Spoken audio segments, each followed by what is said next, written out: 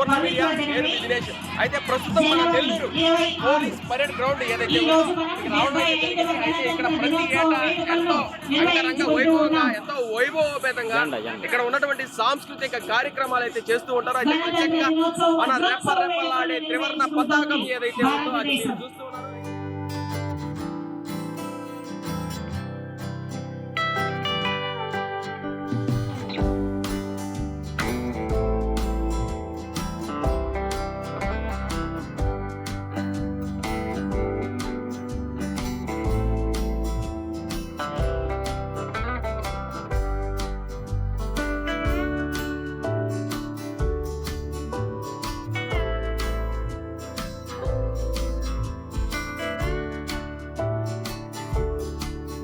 ప్రస్తుతం మనం చూస్తూ ఉన్నాము మన పోలీస్ పరేడ్ గ్రౌండ్ లో ఎంతో అత్యద్భుతంగా అటు చిన్న పిల్లలు చాలా మంది రావడం జరిగింది. అయితే 5వ క్లాస్ నుంచి అదే విధంగా 10వ తరగతి వరకు ఉండేటటువంటి ప్రభుత్వ పాఠశాలలు ఏవైతే ఉంటాయో దానికి సంబంధించినటువంటి ప్రతి ఒక్కరు కూడా ఇక్కడికి రావడం జరుగుతుంది. అయితే అందరూ కూడా ప్రతి ఏటా సాంస్కృతిక కార్యక్రమాల్లో పాల్గొని ఎవరైతే మొట్టమొదటి బహుమతి తీసుకుంటారో వాళ్ళకి క్యాష్ ప్రైజ్ కానీ లేదా స్కూల్ కి సంబంధించి కొన్ని కార్యక్రమాలు చెప్పడం జరుగుతుంది.